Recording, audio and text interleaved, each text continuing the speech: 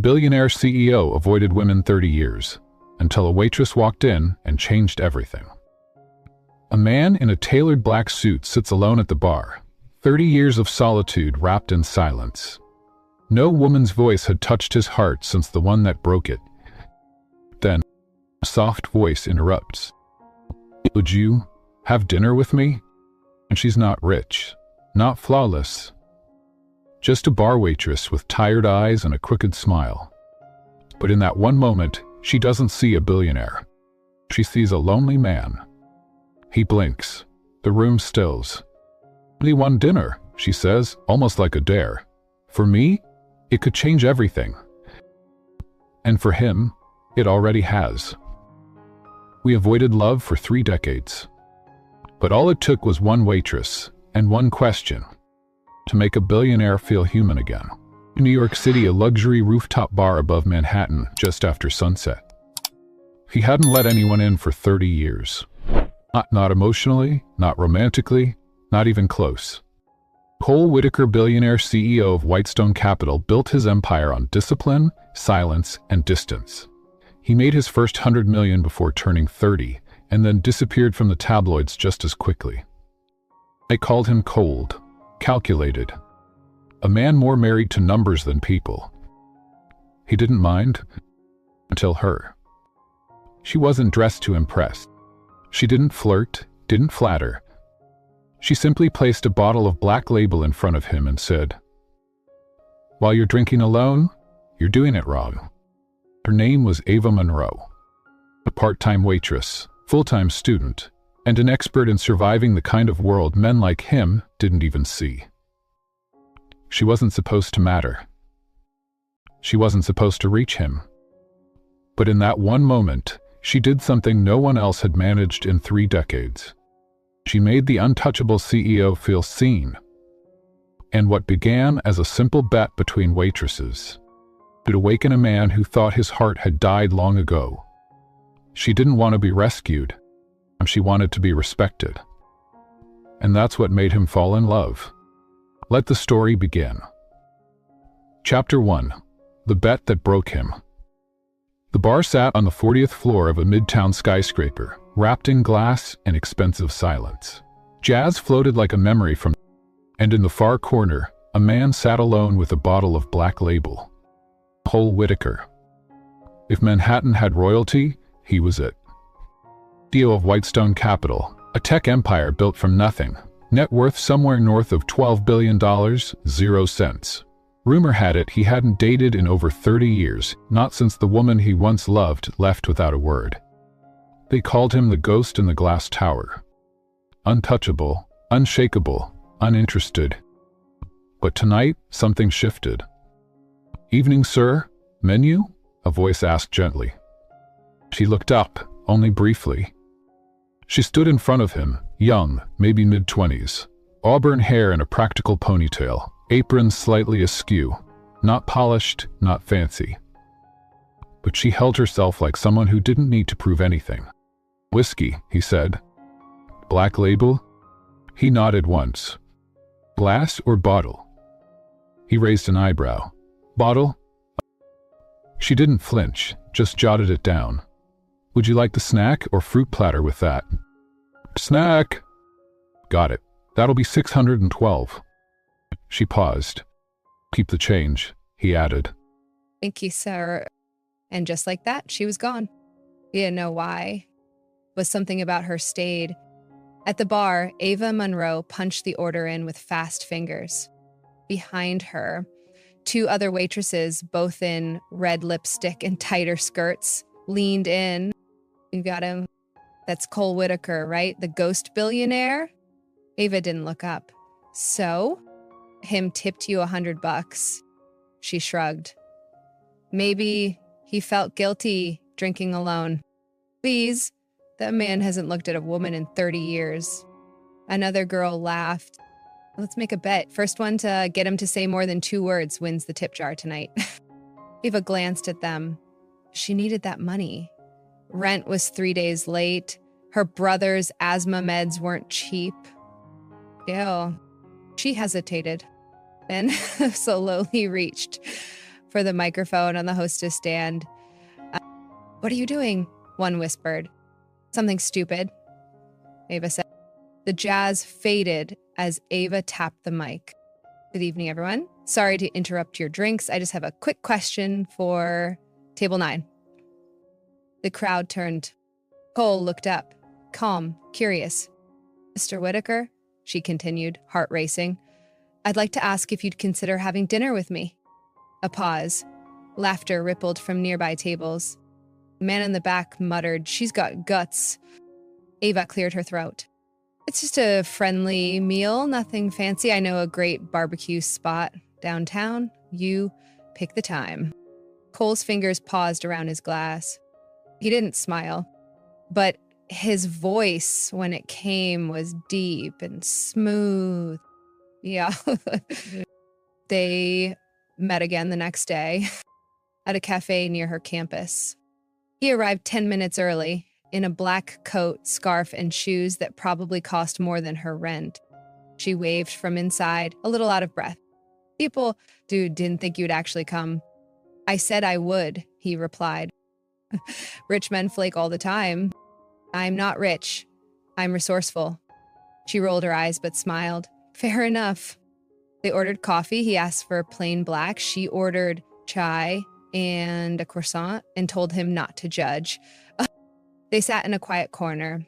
The air was warm, the windows fogged with winter. Why do you agree to dinner? She asked. Because you were the first person to ask. She tilted her head. You mean ever? In a long time. You've got women chasing you all over the internet. You're on those top 10 billionaire bachelors lists, and not one of them sees me. What do they see? He looked her straight in the eye. A wallet, a prize, a problem to solve. Ava didn't laugh. Instead, she nodded. I know the feeling, except for me, it's the opposite. You're the problem. No, I'm the waitress. I'm the step-down girl guys date before their real life begins. He watched her. The honesty hit harder than she realized. They finished lunch and she packed her things for class. Before she left, she turned to him. Hey, Mr. Ghost in the Tower. He raised an eyebrow. Thanks for being normal. And not even better. That night, Cole couldn't sleep. He thought about her wit, her steel spine. She didn't flirt. She didn't flatter. She didn't need saving. And somehow that made him want to protect her even more. The next evening, he returned to the bar. Ava was serving another table when she saw him. She walked over slowly.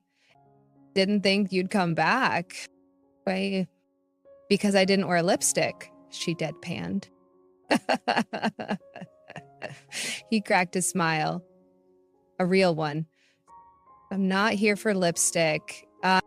Good, I'm out. They talked until her break. She snuck him 2 cups of tea and sat with him in the back corner, where no one noticed. To what happened 30 years ago, she asked. He stiffened, but only for a moment. She left. No note, no goodbye. You still miss her? No, I miss what I used to believe. She didn't say anything. Then, softly, you ever think you just stopped letting anyone try? That hit too close to home. Later that night, she returned to her locker. Inside, she found a small envelope. No name, no handwriting, just Jasmine. She opened it. Inside was a folded napkin from the cafe, written in careful black ink. Some people chase noise. Others carry silence like a shield. You make silence feel like peace. Let's see. She closed her eyes and smiled. Just a little. Chapter 1. The Bet That Broke Him. The bar sat on the 40th floor of a midtown skyscraper, wrapped in glass and expensive silence. Jazz floated like a memory from the speakers. Couples laughed over overpriced cocktails. Suits whispered business over bourbon. And in the far corner, a man sat alone with a bottle of Black Label. Cole Whitaker. If Manhattan had royalty, he was it. CEO of Whitestone Capital, a tech empire built from nothing. Net worth somewhere north of $12 billion, 0 cents. Rumor had it he hadn't dated in over 30 years, not since the woman he once loved left without a word. They called him the ghost in the glass tower. Untouchable, unshakable, uninterested. But tonight, something shifted. "Evening, sir. Menu?" a voice asked gently. He looked up, only briefly. She stood in front of him, young, maybe mid-20s. Auburn hair and a practical ponytail, apron slightly askew. Not polished, not fancy. But she held herself like someone who didn't need to prove anything. "Whiskey," he said. "Black label?" He nodded once. "Glass or bottle?" He raised an eyebrow. "Bottle." She didn't flinch, just jotted it down. "Would you like the snack or fruit platter with that?" "Snack." "Got it. That'll be $612. He paused. "Keep the change," he added. "Thank you, sir." And just like that, she was gone. He didn't know why. But something about her stayed. At the bar, Ava Monroe punched the order in with fast fingers. Behind her, 2 other waitresses, both in red lipstick and tighter skirts, leaned in. "You got him? That's Cole Whitaker, right? The ghost billionaire?" Avoidant look up. "So?" "Tipped you $100. She shrugged. Maybe he felt guilty drinking alone. "Please. That man hasn't looked at a woman in 30 years. Another girl laughed. "Let's make a bet. First one to get him to say more than 2 words wins the tip jar tonight." Yvonne glanced at them. She needed that money. Rent was 3 days late. Her brother's asthma meds weren't cheap. Still, she hesitated, and slowly reached for the microphone on the hostess stand. "What are you doing?" one whispered. "Something stupid," Ava said. The jazz faded as Ava tapped the mic. "Good evening, everyone. Sorry to interrupt your drinks. I just have a quick question for table 9. The crowd turned. Cole looked up, calm, curious. "Mr. Whitaker," she continued, heart racing, "I'd like to ask if you'd consider having dinner with me." A pause. Laughter rippled from nearby tables. A man in the back muttered, "She's got guff." It cleared her throat. "It's just a friendly meal, nothing fancy. I know a great barbecue spot downtown. You pick the time." Cole's fingers paused around his glass. He didn't smile. But his voice, when it came, was deep and smooth. "Deal." They met again the next day, at a cafe near her campus. He arrived 10 minutes early, in a black coat, scarf, and shoes that probably cost more than her rent. She waved from inside, a little out of breath. "Didn't think you'd actually come." "I said I would," he replied. "Rich men flake all the time." "I'm not rich. I'm resourceful." She rolled her eyes but smiled. "Fair enough." They ordered coffee. He asked for plain black. She ordered chai and a croissant and told him not to judge. They sat in a quiet corner. The air was warm, the windows fogged with winter. "Why'd you agree to dinner?" she asked. "Because you were the first person to ask." She tilted her head.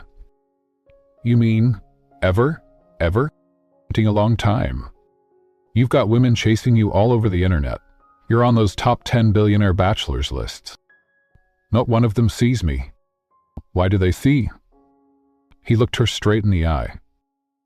"A wallet, a prize, a problem to solve." Ivana didn't laugh. Instead, she nodded. "I know the feeling. Except for me, it's the opposite. The problem. Now, I'm the waitress. I'm the..." He watched her. The honesty hit harder than she realized. They finished lunch, and she packed her things for class. Before she left, she turned to him. "Hey, Mr. Ghost in the Tower." He raised an eyebrow. "Thanks for being normal." "I'm not. Even better." That night, Cole couldn't sleep. He thought about her. Her wit, her steel spine. She didn't flirt, she didn't flatter. She didn't need saving. And somehow, that made him want to protect her even more. The next evening, he returned to the bar. Ava was serving another table when she saw him. She walked over slowly. "Didn't think you'd come back." "Why?" "Because I didn't wear lipstick," she deadpanned. He cracked a smile. "A real one." "I'm not here for lipstick." "Good, I'm out." They talked until her break. She snuck them 2 cups of tea and sat with him in the back corner where no one noticed. 30 years ago?" she asked. He stiffened. But only for a moment. She left. No note, no goodbye. "You still miss her?" "I miss what I used to believe." She didn't say anything. And softly, "Do you ever think you just stopped letting anyone try?" That hit too close to home. Later that night, she returned to her locker. Inside, she found a small envelope. No name, no handwriting, just Jasmine. She opened it. Inside was a folded napkin from the cafe, written in careful black ink. Story 7 of the Noiseless World by Catherine Murphy. Silence feels like a shield. You make silence feel like peace. So she closed her eyes and smiled. Just a little. Chapter 2, the woman who didn't need saving. It had been 2 days since she last saw him. 2 days since they'd shared takeout and laughter in the back alley behind the bar, beneath strings of burnt-out Christmas lights and a sky too cloudy to show stars. 2 days since she'd read the words on that napkin. You make silence feel like peace. And she hated that she still carried it in her back pocket. Ava Monroe didn't believe in fairy tales, not anymore. Maybe not ever. Her world was late rent, blistered feet, coffee-fueled nights studying macroeconomics, and praying her younger brother didn't catch another chest infection. She didn't need a man in a suit to fix that. She needed space, control, independence. So when Cole Whitaker walked back into the cafe on 14th Street where she worked mornings, wearing that same gray wool coat and looking like he'd stepped off the cover of a GQ winter issue, she didn't know whether to run or roll her eyes. Instead, she looked at him flatly and said, "Are you stalking me, Mr. Whitaker?" He blinked. Then, with the faintest twitch at the corner of his mouth, "I Googled the cafe. You tagged it on your school fundraiser page." She narrowed her eyes. "So you are stalking me." "I'm persistent. Unpredictable. You're hard to ignore." Ava turned away before her cheeks could betray her. They sat outside on a metal bench with lukewarm coffee in paper cups. Pigeons flapped around the sidewalk, pecking at leftover bagel crumbs. "So why the visit?" she asked finally, still not looking at him. "Apologize." That made her pause. "Apologize for what?" "Assuming you'd want me to fix things," he said, "for showing up with expensive flowers like it meant something." "You brought flowers?" "Winter jasmine," he admitted. "I left them at the bar." "A beat. They died." "I do that," he said quietly. Silence settled between them. Not awkward, not heavy, just human. "What happened to you?" she asked after a long moment. He stared at the steam curling from his coffee. "You mean why I became the man people whisper about in boardrooms?" She nodded. He looked straight ahead, voice low and even. "I loved someone once. She left." "Why?" "Because I couldn't give her what she wanted." "Which was?" He hesitated. "Emotion, time, a future. I gave her everything else. Vacations, diamonds, a job at my company. But not me. Not really." Ava's expression softened just a little. "To now. I don't give anyone anything." A long pause. "That's honest," she said. "It's lonely," he replied. That night, she didn't return to the bar. She texted the manager that she was sick. Instead, she went home to a tiny studio apartment in the Bronx, where the heat barely worked and the faucet dripped in the kitchen. She curled up on the futon next to her brother's nebulizer machine and stared at the ceiling. And she thought about Cole. About what it meant when someone who had everything admitted to having nothing at all. The next day, she showed up at the bar like nothing had changed. But something had. Everyone noticed.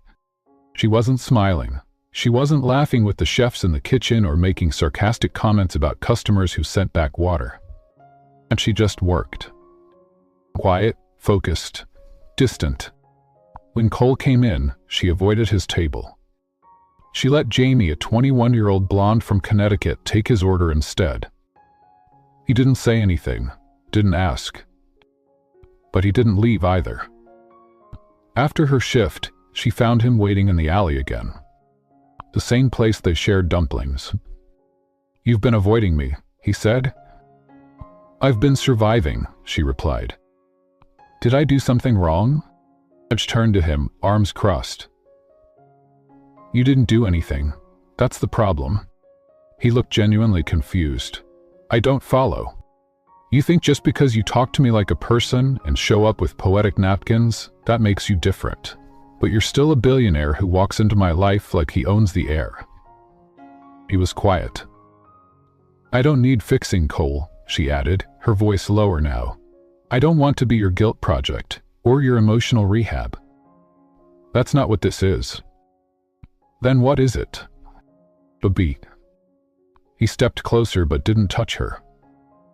"It's the first time in 30 years I've wanted something that doesn't come with a contract." Ava's heart thudded louder than she liked. "And what if I don't want anything from you?" "Then I'll walk away," he said. "But not because I think you're beneath me. Because I'd rather leave than make you feel small." She exhaled sharply. "You don't get it. Try me." She looked at him, eyes glassy now. "I've been poor my whole life, Cole. I've fought for everything. Food, respect, dignity. I'm not afraid of hard. I'm afraid of soft. Of letting myself feel something and then waking up alone again." He didn't blink. "Be afraid," he said, "but don't lie about why." And with that, he turned and walked away. This time, he left her standing in the cold. And she hated that it felt like she'd just lost something she hadn't even let herself want. The next morning, her brother slid a letter across the table. "This came for you." Inside, an invitation. No logo, no branding, just a time, a place, and a signature. Cole. She folded the paper in half, placed it on the table, and stared at it for hours. That night, she stood in front of a towering glass building on 5th Avenue. Security let her up without a word. When the elevator doors opened, she stepped into a private rooftop garden, strings of golden lights, 2 chairs, and a table set for 2. He was already there. No tuxedo, no champagne, just a man in a sweater and jeans holding a plate of takeout noodles. "This is where you brought me?" she asked. "My first deal was closed in this building," he said. "I ate ramen on the floor that night. I wanted to remember what it felt like." She sat down across from him. They ate. They didn't talk about power or pain, not about the past or the future. They talked about dumb movies, about childhood dreams, about the smell of snow and the taste of freedom.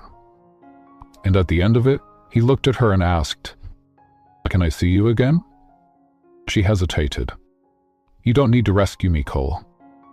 "I don't want to," he said. "Good," she replied, rising from her seat. "Because I'm not a damsel, I'm a damn force." And just like that, she turned and left him on the rooftop, smiling for the first time in 30 years. A small act changes everything. Snow fell that morning. Not the dramatic kind that painted the city white, but soft, half-hearted flakes that disappeared before touching pavement. It was the kind of snow that didn't change anything. Except it did. Because that was the morning Ava Monroe found a paper bag on the hood of her old Toyota Corolla. No note, just a single line scribbled in thick Sharpie across the top. A woman who's too proud to ask for help, but too good to be overlooked. Inside were 3 things. A breakfast sandwich from her favorite street vendor still warm. A pair of heated gloves. A voucher for free pharmacy delivery, valid for her brother's name. Ava stood there in the freezing wind, fingers trembling against the bag, lips parted in disbelief. She hadn't told Cole about the gloves, or the pharmacy line that wrapped around 138th every Saturday, or the fact that she often skipped breakfast to cover her brother's inhaler. But somehow, he'd noticed. And that, more than flowers or whispered promises, cracked something open in her. Not because it was grand, but because it was quiet. And kindness, when it came without performance, felt more dangerous than desire. She didn't text him, didn't thank him. But when he walked into the bar that evening, shoulders dusted with snow, scarf loose around his neck, she didn't hide this time. She walked straight up to his table, holding 2 mugs of tea. "You know," she said, setting one in front of him, "most billionaires give gifts that are harder to return. Yet you didn't. Maybe I don't want to." He looked at her calm, unreadable, but his eyes softened. "You didn't have to bring tea. You didn't have to bring gloves." They didn't smile, not really. But something passed between them, like a thread. That night, he stayed until closing. And when she walked out to find her car half buried in street slush, he was leaning against it. No driver, no umbrella, just him. "You really don't like going home, do you?" she asked. "There's no one waiting for me there." "What about family?" "My mother passed 10 years ago. My father before that. I don't have siblings." "May no one? Since her?" He shook his head. No one stayed long enough to matter. She didn't answer, just unlocked the passenger door and nodded. "You hungry?" 15 minutes later, they were in a fluorescent-lit diner near Columbia, eating pancakes with too much syrup and coffee that tasted like burnt hopes. Ivana went on talking. She just watched him. He looked tired. Not physically, but soul-deep. The kind of tired you carry after decades of being admired but never known. "Why do you really stop dating?" she asked eventually. He wiped his mouth slowly, set the napkin down. "Because it became easier to be alone than misunderstood. And now. I wonder what I've missed." She stirred her coffee. "You've missed a lot," she said softly, "but it's not too late," says the girl who won't let anyone in. "I let you in." He blinked.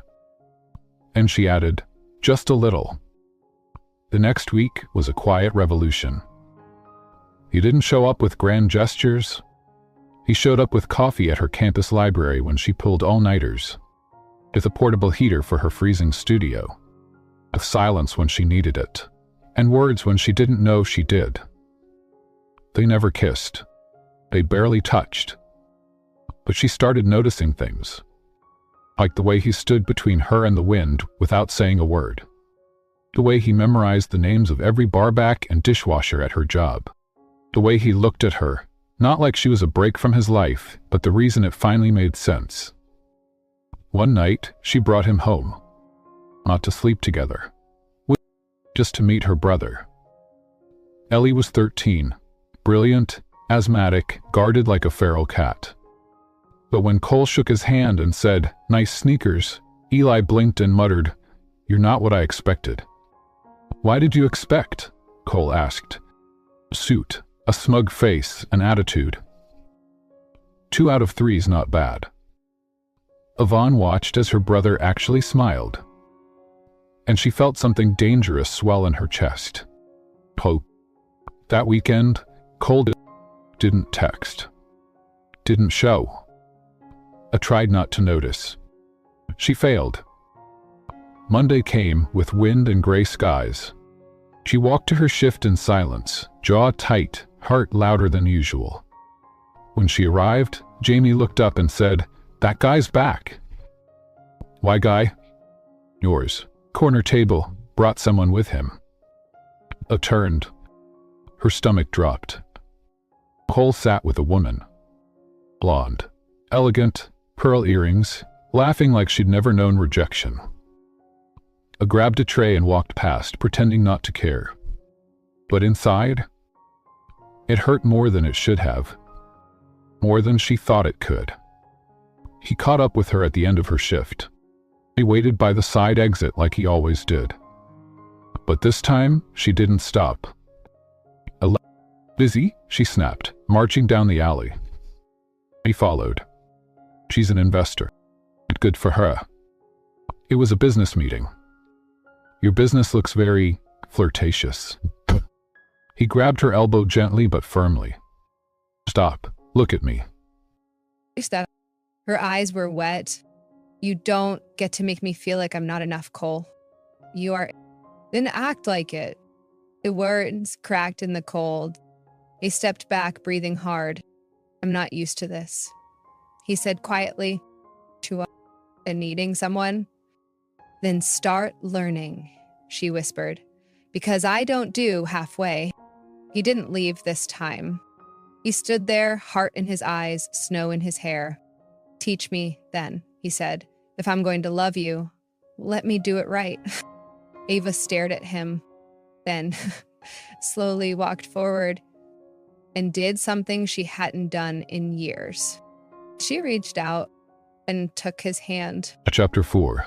The Lie That Shattered Her. There's a certain kind of silence that doesn't feel like peace. It feels like something breaking beneath the surface.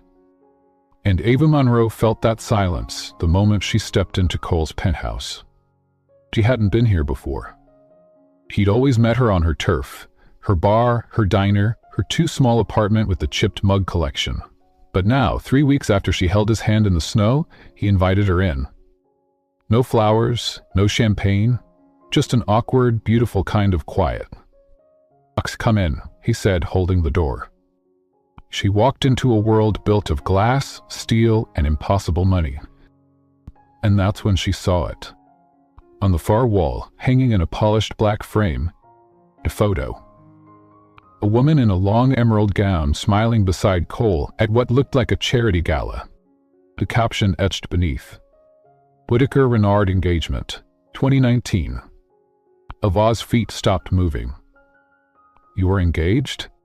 Cole followed her gaze, his shoulders tensed. A long time ago. 2 years isn't long. He looked at her. Only wasn't you. A voice dropped. But you never told me. Because she's not in my life anymore. She was. Enough to print your names in silver. A pause. A breath she couldn't catch. Did you love her? He didn't answer. And that was her answer. The conversation didn't explode. It didn't crack glass or shatter the skyline. It just crumbled. One word at a time. I'm not mad you had a past, Cole. I'm mad you hid it. I didn't hide it. You didn't mention it. 'Cause it wasn't relevant. No, she whispered. It was convenient. She set her bag down. I told you about everything, my brother, my dad leaving, the eviction notices taped to our door. I showed you every ugly part of my life, and you gave me curated silence. He stepped toward her. You're right. That made her blink. I should have told you, he added, but I was afraid if you saw who I used to be, you'd walk. And now.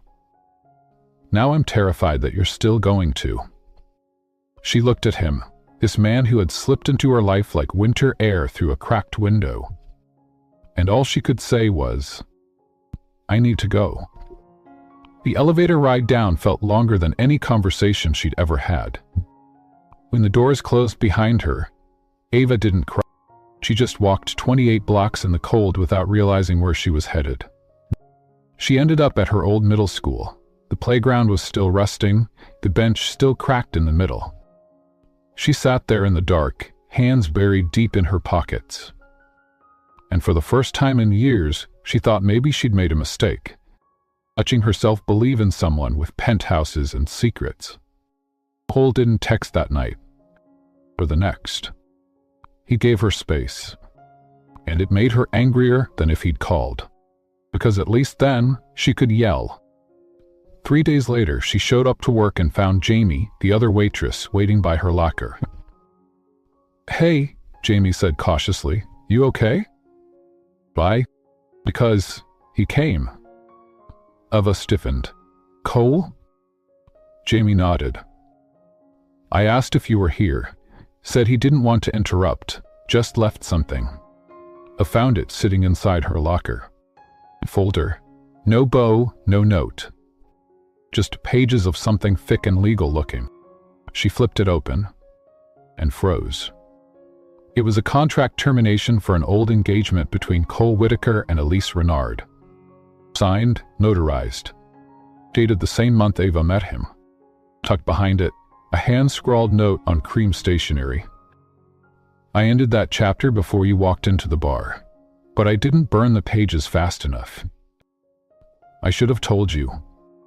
Not because I owe you, but because you're the only thing in my life I've ever wanted to keep without owning. Nicole, her hands shook as she folded it back.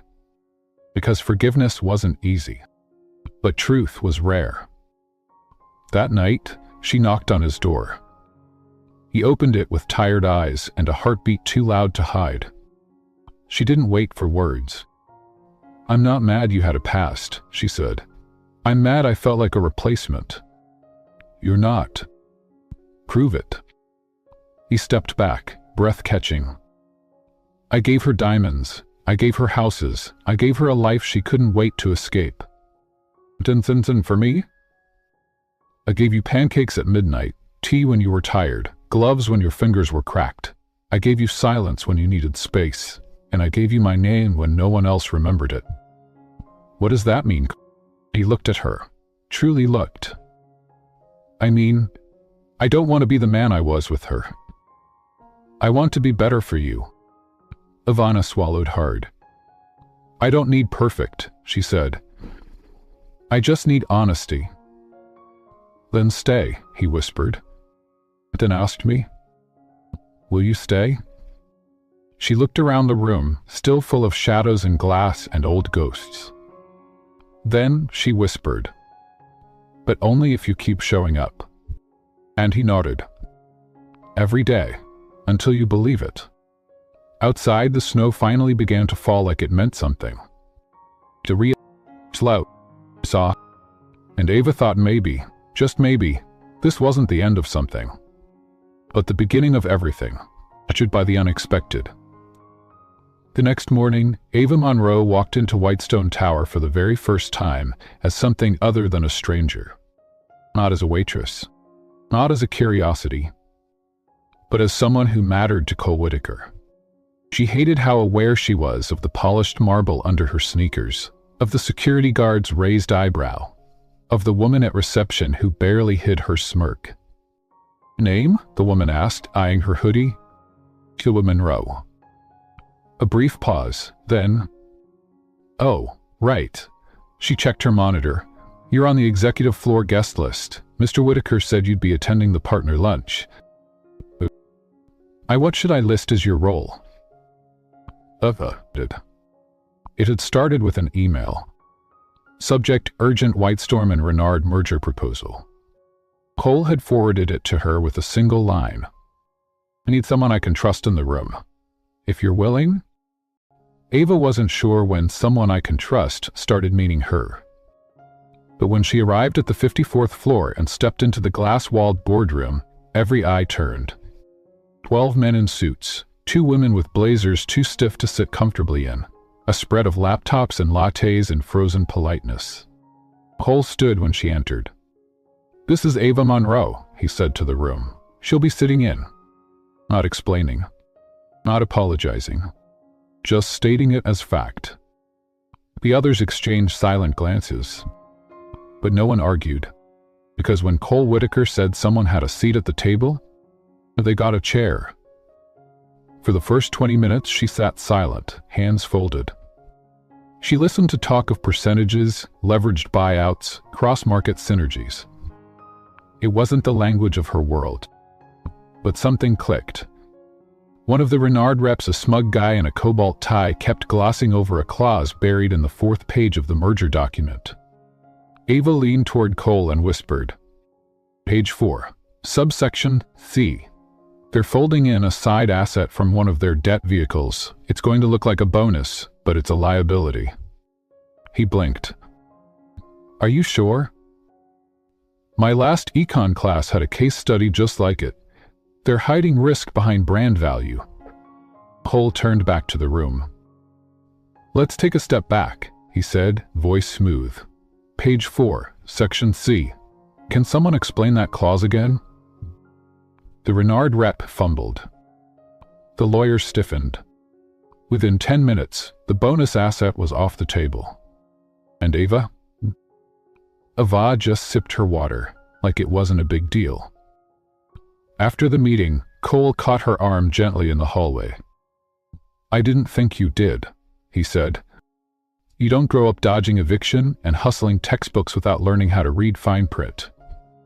He stared at her, then said, I want you with me at every negotiation going forward. That wasn't part of the deal, she teased. No deal.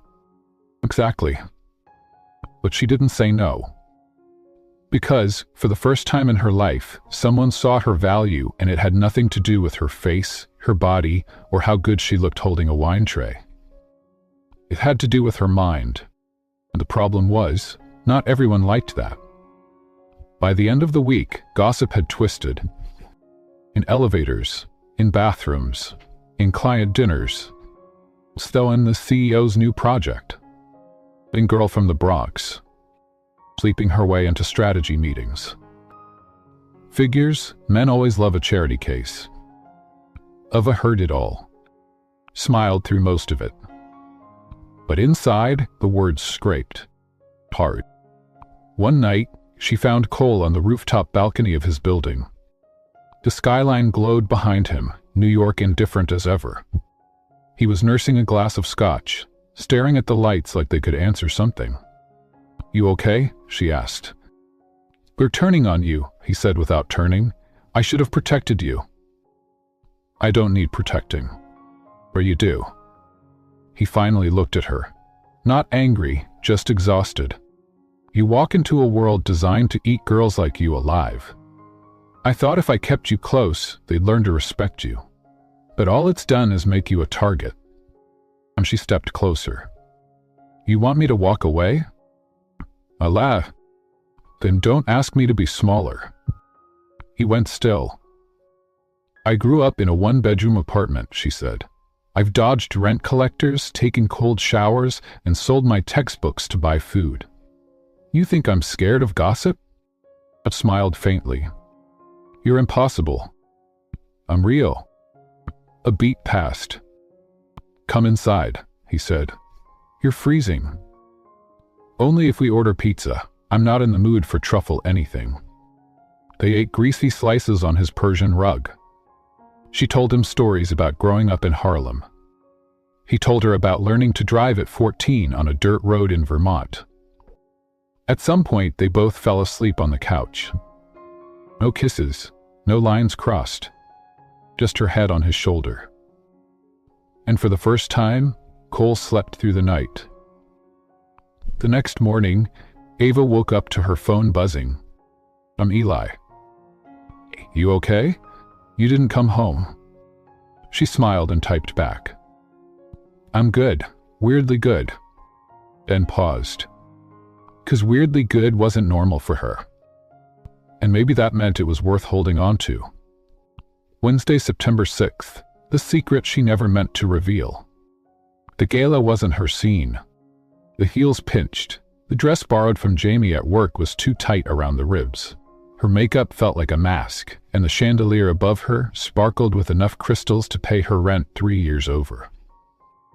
Ava Monroe didn't belong here. But Cole Whitaker had asked, not as a date, not as a showpiece, but as his partner both emotionally and professionally. Be yourself, he'd whispered when he slipped the silver invitation into her hand. It laughed. A room like that, being myself is what gets me thrown out. Then let them try. Whitestone Capital's annual Winter Benefactors Gala was an exclusive, invite-only affair held at the Astoria Grand, where Manhattan's elite gathered to pretend they still remembered what it meant to give back. Yvonne entered on Cole's arm. Lashes popped, whispers followed. That's her? The Bronx girl? Why is he bringing her here? Cole didn't flinch. He didn't let go of her hand. He introduced her to board members, foreign dignitaries, CEOs with ties thicker than their loyalty. She smiled, nodded, played polite. But inside, and she felt like glass on the edge of a table. One wrong move and everything would shatter. And then it happened. The moment that would tear everything apart. She was alone for just 5 minutes, long enough to grab a drink and breathe. Cole had stepped away to speak to the mayor. A woman approached. Late 40s, tailored green dress, face lined with the kind of wealth that made time optional. Ava Monroe, right? Ava turned. Yes? You wouldn't remember me, but I remember you. A beat. Sandra Ellis, Child Protective Services. I handled your mother's case back in 2004. The words hit like ice water. I'm sorry, Ava said, voice tightening. I didn't mean to startle you. I couldn't believe it when I saw your name on the guest list. She glanced toward Cole. You're here with Mr. Whitaker. While Sandra smiled, though it didn't quite reach her eyes. It's good to see you doing well. After everything. Thank you. But the damage was done. Because people were listening. And within minutes, the whispers changed tune. Did you hear? Foster care. File. She's not just from the Bronx. She's from the system. Cole found her outside in the corridor, pressed against the cool marble wall, fingers white around the stem of a half-drunk champagne glass. What happened? She didn't look at him. Someone from my past decided to share. What did they say? I'm not just poor, she whispered. I'm a statistic, foster kid, one of the forgotten ones. She finally looked at him. And of truth for you, Cole. He didn't blink. Didn't move. You think that changes anything? It changes everything, she snapped. You're a billionaire CEO with senators on speed dial. I'm the girl who got bounced from 3 group homes before I learned how to lie about where I was born. I don't care. I will. Then let them. She shook her head. You don't get it. You live above the rules, but people like me, we're always one mistake away from proving them right. Then don't let them define you. It's not that simple. I didn't want you to find out this way. He stepped closer. Why did you want me to find out? I didn't want you to find out at all. Her voice cracked. And suddenly, the strong, steady Ava he'd come to lean on was unraveling in front of him. So he did the only thing that felt right. He wrapped his arms around her, in the middle of a $1 million hallway with donors and executives walking past. You don't have to hide from me, he said into her hair. You don't have to carry it alone. They didn't return to the ballroom. Instead, they rode the elevator to the penthouse suite he'd reserved, but didn't touch the champagne or the rooftop view. They sat on the couch. Shoes off. Truth between them. I spoke first. My mom was an addict. She left when I was 8. I bounced between aunts, strangers, shelters. I aged out at 17. She stared at her hands. I don't talk about it. Not because I'm ashamed, but because people treat you differently when they know. I'm not people, Cole said. You are, she whispered, but you're trying not to be, and that's the part I trust. He took her hand. I don't love you in spite of that, he said. I love you because of it. Her breath caught. What did you just say? He smiled, slow and sure. You heard me. A pause. Then she laughed, soft and disbelieving. No one's ever said that to me before. Then it's about damn time. That night, they didn't sleep together. But they slept near, his arm across her waist. Her breathing slowing for the first time in weeks. And somewhere between 2 a.m. and dawn, Ava whispered into the dark. "I think I love you too." And though he didn't answer with words, his hand tightened gently around hers. The break that nearly ended everything. Love, when it arrives quietly, can feel like the safest place in the world. But when it cracks, even for a moment, it can become the sharpest blade. And Ava Monroe had never bled like this. It started with a headline. Monday, 7:12 a.m. Tory blink for a while. Investors react to Whitney privately. Her phone vibrated off the kitchen counter before she even opened her eyes. Calls, texts, missed voicemails. Screenshots from Jamie, from her brother Eli, from classmates. By the time she sat up, the internet had already branded her. Gold digger, manipulator, PR distraction.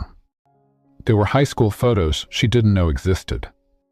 Old blog posts from a shelter volunteer, identifying her. A YouTube video titled, "She went from waitress to CEO girlfriend overnight. How?" And worst of all, a copy of the sealed CPS report from 2004. Her file. Leaked. On for anyone to download. She ran. Not to Cole, but to the only place that ever made her feel invisible. The rooftop of her college library. Cold air. No cameras. Just wind and grief, and a silence too loud to hold.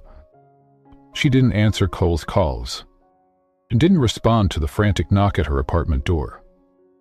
It wasn't until that evening, after 23 missed calls, that she heard the familiar rumble of his Aston Martin pull up near campus. She didn't want to look at him, but he found her anyway. "Ava," he said, breathless, when he reached the rooftop, "please talk to me." She didn't turn around. "You said you'd protect me." "I'm trying." "Then why is my trauma on the internet?" He froze. Because he hadn't known. Not the file. Not the leak. Not the damage. "I don't understand." "They found everything, Cole," she said, voice shaking. "My group home placements, my runaway reports, my brother's court guardianship, things I've never even told you. I didn't authorize anything. I would never. But someone in your world did." That stopped him. And she turned, finally. Eyes red, shoulders tight. "You brought me into a storm I wasn't ready for. I brought you in because I believed you were strong enough." "You were wrong," she said quietly. Back at Whitestone Tower, chaos simmered behind the scenes. Teams scrambled. Investors panicked over board optics. And in the middle of it all, Cole Whitaker stood in his glass office staring at a single security photo from 2 nights ago. The timestamp 2:07 a.m. A figure. George Ellis, Whitestone's longtime legal counsel.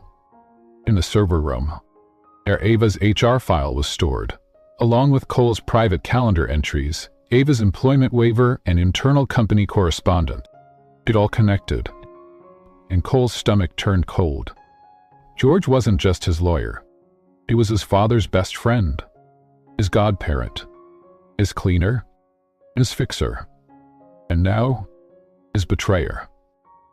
Cole called George into his office the next morning. Ava wasn't there. She still hadn't answered. The older man entered calmly.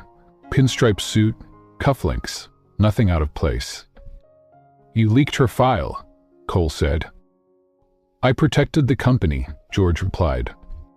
"You humiliated her. She's a liability. She's a human being. Baggage. With public opinion stacked against her, with no pedigree. You're in line to take Whitestone public, Cole. This girl is your undoing." A long silence.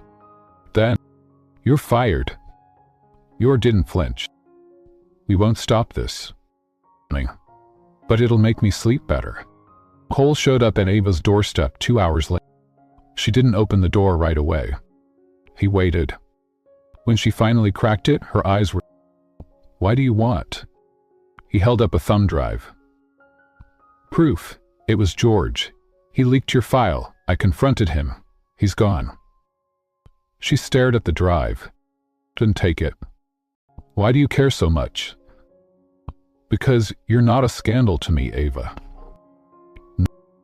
You're the only real thing I've had in 20 years. A beat. Because I let my past protect a man who never deserved it. She stepped out into the hall. You really didn't know? No. If you had, I would have chosen you, every time. Her throat tightened. I don't want your guilt, Cole. I want your faith. This isn't guilt. This is us, if you still want it. There's a pause. Then she whispered, I don't know. That's okay, he said. I'll wait. She didn't kiss him. Didn't say she forgave him. But that night, she opened the envelope he'd slid beneath her door. Inside, a check with zeros she couldn't count, and a sticky note that said, To brother, for your name, for whatever future you choose, with or without me. She stared at it for a long time, but then put it in a drawer. Uncashed, but not thrown away. Chapter 8. The Rescue No One Saw Coming. It was 2:11 a.m. when the call came. Ava Monroe had just managed to fall asleep after 2 days of silent distance from Cole, her chest still raw from everything the media had dredged up. But when her phone buzzed, something inside her knew it wasn't ordinary. Lie. They're taking him to St. Vincent's, said Mrs. Carter, the neighbor who sometimes checked in on her brother. He couldn't breathe. He collapsed outside your apartment. Ava's world froze. She ran. Through freezing rain, coat half-zipped, heart thudding louder than the sirens ahead. By the time she reached the ER, her brother was already hooked to a machine, face pale, chest rising shallow and fast. I stopped breathing for nearly a minute, the doctor said. Severe respiratory failure triggered by stress and weather. We stabilized him, but he needs better care. What do you mean? Ava whispered. The medication he's been using isn't strong enough anymore. We're recommending a new protocol. Private, out of network, insurance won't touch it. Ava's stomach turned. It's much. Initial approval requires $50,000, 0 cents up front. It may as well have been $50 million, 0 cents. She stepped out into the hallway, fingers shaking as she called every contact she had. Nothing. Thought about the check Cole had left. Still in her drawer. But she couldn't take his money. Could she? She didn't have to. Because 15 minutes later, a storm in a charcoal coat pushed through the ER doors like he belonged there. Cole Whitaker. He didn't say a word to her at first, just went straight to the billing desk, handed over his card, and said one thing. Whatever he needs, he gets. Ava rushed toward him, breathless, furious, stunned. You can't just... I can. This isn't your job, Jen. If I love you... Her words died in her throat.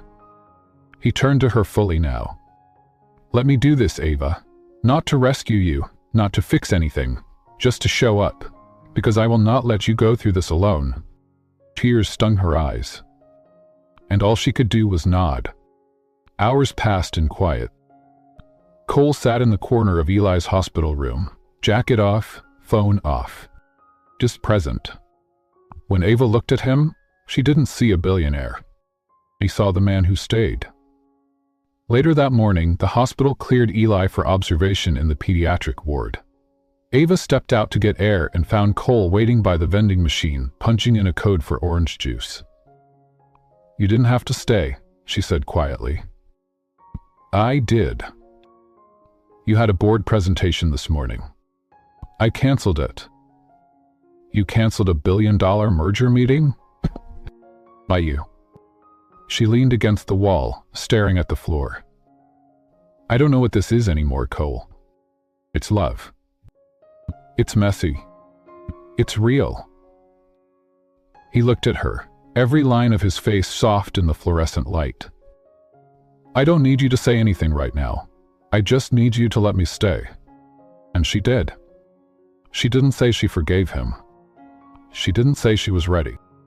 But that night, when Cole offered to drive her home, she got in the car. The days that followed felt different.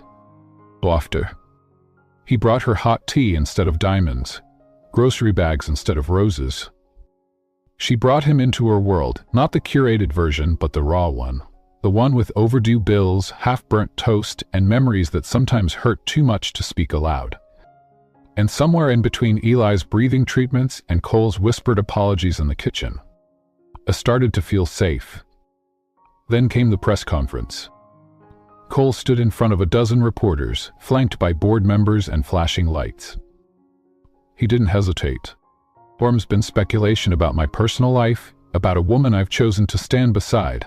I won't be addressing those rumors further, except to say this. Ava Monroe is not a PR stunt. She was not a temporary distraction. She is not a liability to be managed. She is the most grounded, brilliant, resilient person I've ever met. And if my name is tied to hers from now until the day I die, I'll consider it the best decision I've ever made. Silence. And applause. Even from the people who hadn't clapped before. That night, Ava stood in his penthouse again. Not as a guest. Not as a visitor. But as a choice. His and hers. You didn't have to say all that, she said quietly. I wanted to. You put your name on the line. No, I finally put my heart on it. She looked at him, tears rising, but this time, soft ones. Then let me say mine. He blinked. She stepped forward, placed her hand over his chest, felt the quiet, steady rhythm. You didn't just save Eli today, she whispered. You saved me. At that night, they didn't sleep apart. No secrets. No walls. Just two people who had been broken by life, learning finally how to hold one another without fear. Chapter 9. The Truth That Came with His Name. The first time Ava Monroe stepped into Cole Whitaker's childhood home, she felt it before she saw it. The weight of unspoken memories.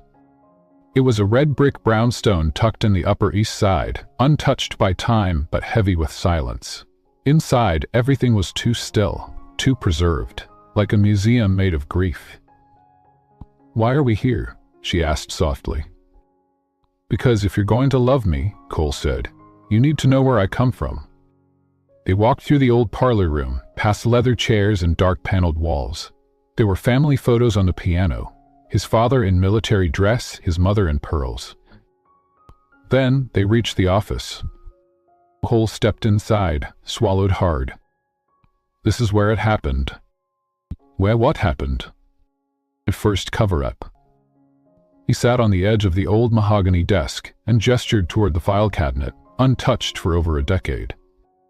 My father, James Whitaker, was a ruthless man, brilliant, cold. He built Whitestone from nothing, but not without blood. He looked at her. Secret. He pulled open the drawer. Inside, dusty manila folders bound with string. Of those secrets, he said, handing her a file, has your name on it. Ava's fingers froze. She opened it. There, on faded legal paper, was the name, Sharon Monroe, her mother. I don't understand. On 2004, your mother worked briefly at one of Whitestone's subcontracted offices. She discovered discrepancies, unpaid wage records, forged invoices. Ava's eyes widened. She reported it. Cole nodded. Corporate America. To my father. What did he do? He didn't answer. He didn't have to. I flipped to the next page. A termination letter, dated a week later. Then a note in the margin. Keep her quiet.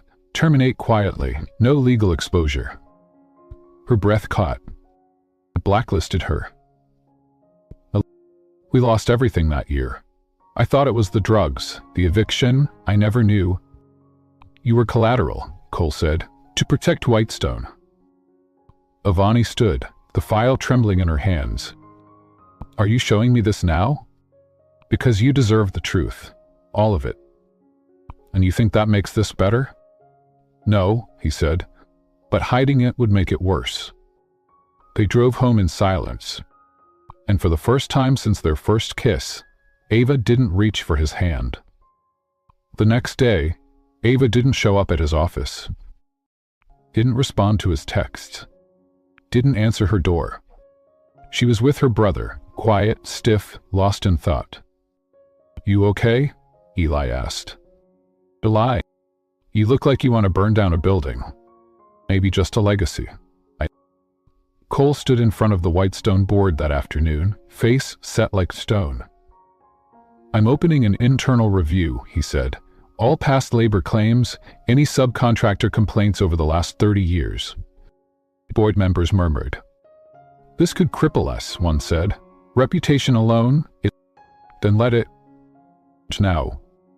Because the woman I love was once crushed by this machine, and I refuse to let it happen to anyone else. Silence. Then, if shareholders push back, we can find a new CEO. That night, Ava found a letter under her door. Cole's handwriting, no flourish, just truth. I can't undo what my family did, but I can refuse to let their sins define my future. I want to rebuild Whitestone with your values, not their shadows. And if you can't forgive me, I'll understand. But I'll never stop trying to be the man you deserve. She read it twice, then walked to her window. The city blinked below, flawed, broken, alive.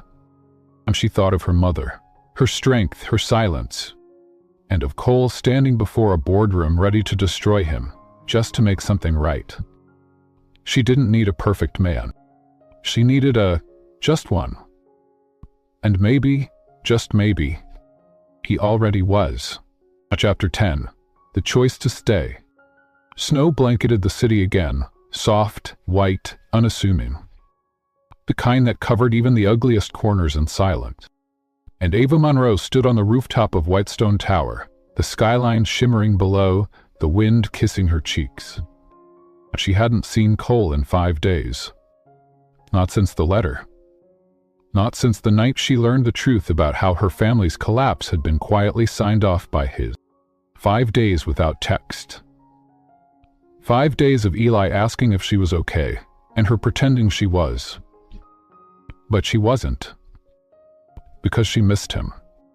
Because no matter how much she wanted to stay angry, the space where he used to stand now felt unbearable. She turned toward the roof exit. But the door opened first. And there he was, drenched in sleet, coat clinging to his frame, breath visible in the cold.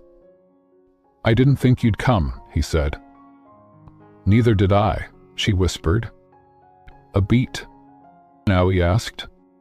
Because I realized I've spent my whole life walking away before anyone could leave first, she said.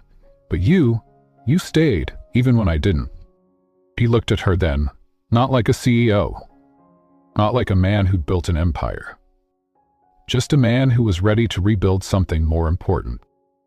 Do you remember the first thing you ever said to me? She asked. He nodded. You asked if I wanted dinner in the middle of a bar full of strangers. You said deal, like it meant nothing. It meant everything, he said. She reached into her pocket and pulled out a folded napkin. The one he'd written on months ago. You said I made silence feel like peace, she said. You made my whole life feel like peace. She stepped closer, eyes damp now. I don't want to run anymore.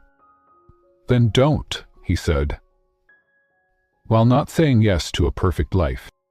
Good, he replied, because I'm not offering one. I just want honesty. He pulled something from his pocket. Small, velvet. I want you. Her breath caught. He opened a box. Inside, a ring. Simple, elegant, a single stone set in a band of quiet gold. No diamonds, no sparkle. Just truth. I don't care if we get married in a courthouse or your favorite noodle shop. I don't care what the headlines say. I don't care if we have nothing but each other. Bamana, will you choose to stay? Tears slipped down her cheeks. Only if you promise to do the same. Oh, she nodded, then laughed through tears. Then yes. And he slipped the ring onto her finger. Not with fanfare, not with applause. Just the way love really begins. With a whisper that chooses to stay. Later that week, St. Vincent's Hospital. Eli lay asleep, Ivy in his arm, a comic book resting on his chest. Ava sat beside him, flipping through hospital forms and watching the boy who'd once clung to her hand during blackouts in foster care. And she heard the door open behind her. I brought food, Cole said, holding up a bag from their favorite cafe. She smiled. We got approved, she whispered. The new treatment's covered. Your lawyer found a loophole. That's because my lawyer is terrified of you. Good, he should be. They sat side by side on the windowsill, watching snow fall through glass. Would you ever think about how this started? She asked. Every day. A girl walks into a bar. And the billionaire never stood a chance. 6 months later, Central Park. The wedding was small. Just Eli, a few close friends, a justice of the peace who cried more than the couple. Ava wore a dress from a second-hand store. Cole wore a suit with the sleeves rolled up. And when they kissed beneath bare trees and winter sky, it wasn't flashy. It was home. Think, love comes from grand gestures. But real love? Real love shows up on cold nights. Pays medical bills in silence. Makes noodles instead of promises. And stays. And when it has every reason to run. Vow that was never spoken aloud. Years from now, no one would remember the scandal. No one would care about the headlines, the leaked file, or the bar tab that started it all. But they would remember this. A man who built walls around his heart for 30 years. And the woman who didn't ask to climb them, she just waited at the bottom until he came down. On a quiet Sunday morning, Ava stood barefoot in their kitchen, hair messy, sweatshirt stolen from his closet. Cole handed her a cup of coffee. No diamonds, no monologue. Just warmth. And when she looked at him, and he kissed her forehead like a promise. When she knew, she hadn't just fallen in love. It found something better. Someone who stayed. Love doesn't always arrive with flowers or fame. Sometimes it comes in the form of someone who sees your worst day. And shows up again anyway. Forgiveness isn't weakness, it's the courage to say, we've both been broken, but we'll build something better, together. If this story brought tears to your eyes or reminded you that love is never too late, share it with someone who once believed they weren't worthy of being chosen. Because sometimes, the only thing we need is someone who stays, and everyone else would have walked away.